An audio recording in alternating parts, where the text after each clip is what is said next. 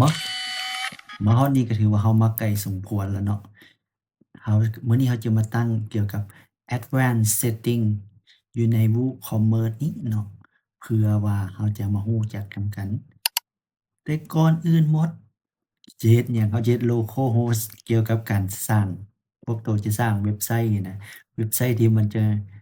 บ่อยากเสียเงินหลายประหยัดเงินนั่นน่ะตัวจำเป็นต้องได้ใช้โปรแกรมอันนี้ Excel นี่ความจริงแล้วโปรแกรมอันนี้น่ะ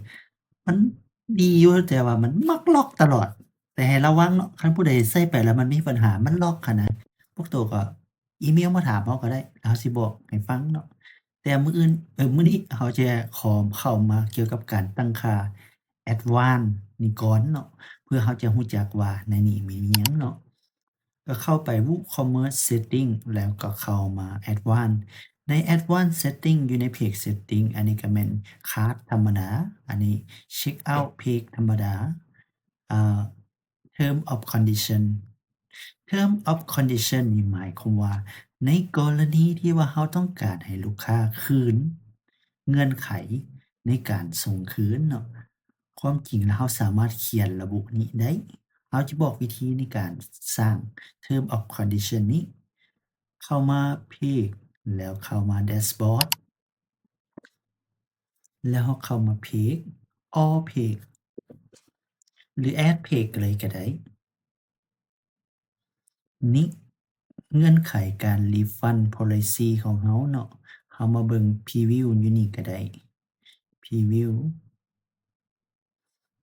นี่อันนี้แม่น sample page preview เนาะ overview เบิดการเงื่อนไขคืนสินค้าเนาะเชื่อว่าพวกตัวเวลาเฮ็ดเพจก็คือสิบ่อยากให้ไผขายสินค้าแล้วมาต้อง refund มาต้อง refund policy หยังเนาะ แต่ว่ามันก็คือสิจำเป็นแหละเนาะเพราะว่าเราทดลองจะขายเครื่องอยู่ในยุโรปเราก็จะจำเป็นจะต้องได้ใช้แต่คันบ่มีมันก็คือสิดีกว่าเราคิดว่า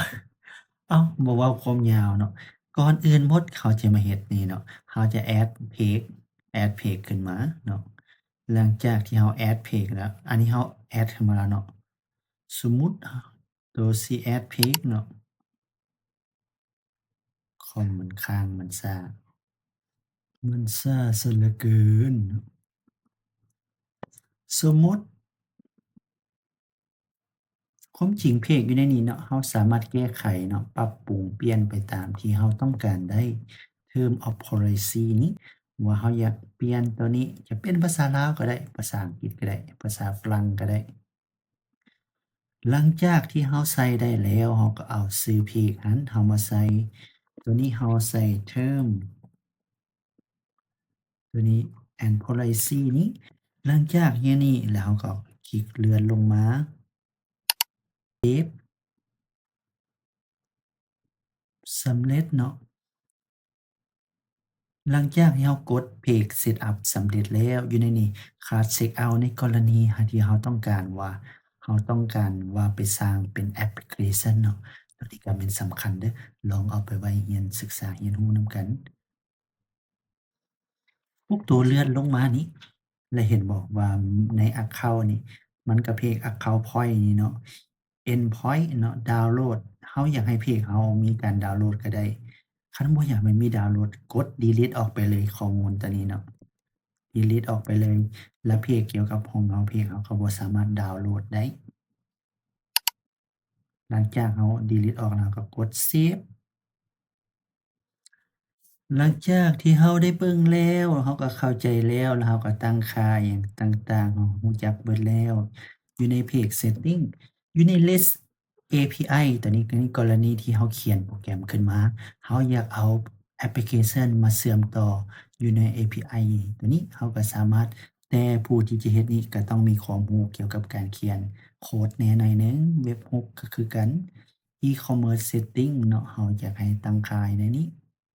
นี่ก็แม่นทั้งหมดเกี่ยวกับ Advanced Setting สำคัญกว่าหมู่ที่เราเรียนมื้อนี้นั่นก็คือ Term and Condition หมายความว่าลูกค้าต้องการคืนเครื่องที่ว่าเขาซื้อไปแล้วเขาบ่พอใจจั่งซั้นจั่งซี้แต่หลีกเลี่ยงไว้ได้แฮ่งดีหากว่ามันมีหลายมันก็สร้างปัญหาให้เราหลายเราเชื่อว่าแนวนั้นเนาะขอให้เราจบ สำหรับเกี่ยวกับ Advanced Setting อยู่ใน E-commerce ของมื้อนี้ ลาก่อนแล้วพบกันใหม่ในมื้ออื่น